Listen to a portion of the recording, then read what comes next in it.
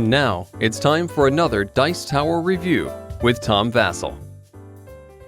Hey folks, today we're taking a look at a game called Gobbit. Gobbit comes in a box like this, but actually the whole game just comes in a small box like this with a nice little drawer that you pull out. And there's some theme versions of Gobbit. I believe there's an Angry Birds Gobbit. And Gobbit is in that category of games where you're flipping cards and then trying to slap things as fast as you can. There are many games in this category. Probably the most famous of them is Jungle Speed, but this one is all about gobbling up other things, chameleons eating flies and snakes eating chameleons. Let's take a look at it.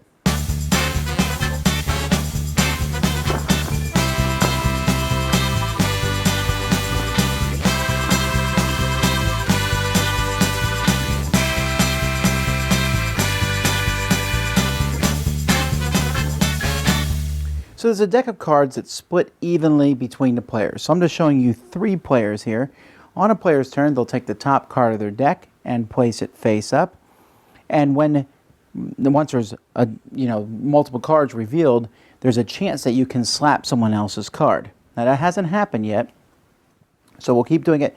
Now there's a chance it can happen, and here's why. The snake eats the chameleons. Chameleons eat flies, but you can only eat ones of the same color. So this snake here could eat this chameleon. This chameleon cannot eat this fly because they're not the same color.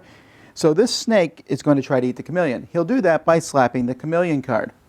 The player who has the chameleon is going to slap their own card to protect it so that the snake can't eat them. So let's say the snake player got his hand down first. He then eats that and puts it underneath his pile. Here we have 3 different colors. Nothing's going to happen. Here the snake can attack the chameleon, but I've defended myself so the cards go underneath. And that's basically how the game works as the different cards are being slapped. Now, in these decks, there is a lot of different chameleons and there's a lot of different snakes. There are flies that are 2 different colors, which means they can be attacked by anything. And if you ever make a mistake, let's say the snake hits this because he thought he could eat these. He then messes up and his cards are placed in the middle in a dead pile. Now these dead pile cards can be gotten occasionally. There are different things that will bring them back into people's hands. And here's a picture of the double flies. These can be taken care of by either ones. One of the ways to do so is if you ever see all 3 colors of flies on the table. At that point, you would say Gobbit, all right? And then you just slap the graveyard. That's these dead cards. And then you will get those cards. However, and this is pretty important, when a card is cards are in the graveyard, we are going to look at the symbol that's on the top of these, and that's going to do something based on whatever that symbol is that's there. So for example, here, right now, you see that symbol, and that means snakes join chameleons, and now snakes can attack flies. This one here essentially reverses everything. Flies eat chameleons, and chameleons eat snakes. This one here, which shows kind of the thing underneath it, flies explode. So if you hit a fly, you are going to lose out on that round. What else we got here? Here's another flies explode. Here's one with a halo.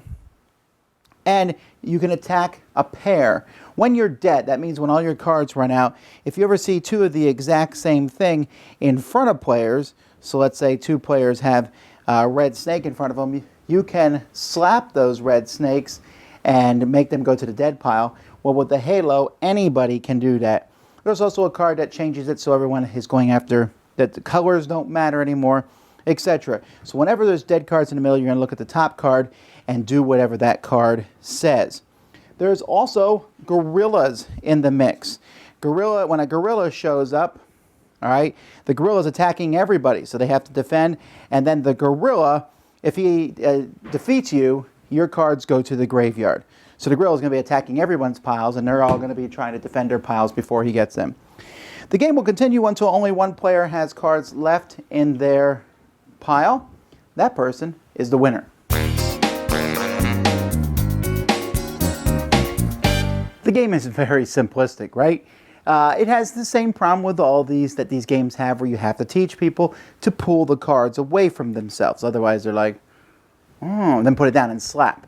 So You pull the card away and flip it over and people slap. Now, of course, because you're slapping piles of cards, the chance of you getting your hand slapped by someone else is pretty high. Some people will hate that. Other people find that part of the game. This game is going to work exceptionally well with kids, teenagers, people who like these fast, fun games like this. It doesn't really necessarily differentiate itself from the other games that much. Sometimes you're looking for things that are the same, sometimes you're looking for things that are different. Here you're looking for things that can eat each other.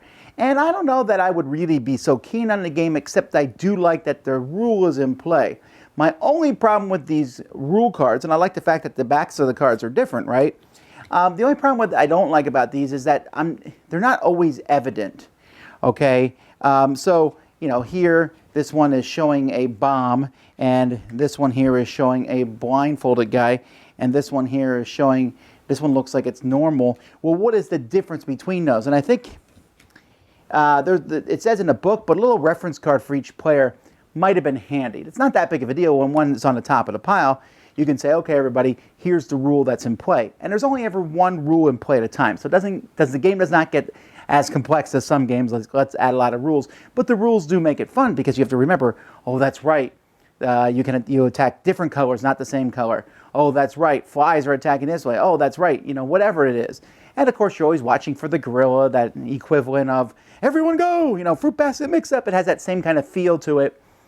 But really, the game is what you're seeing. You're flipping cards over and slapping the table.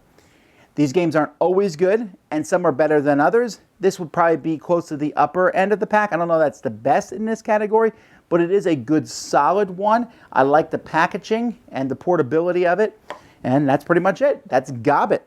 Dice Tower Judgment, approved. Thanks so much for watching the Dice Tower videos. Find more great videos and reviews, as well as our top-rated audio podcast at Dicetower.com.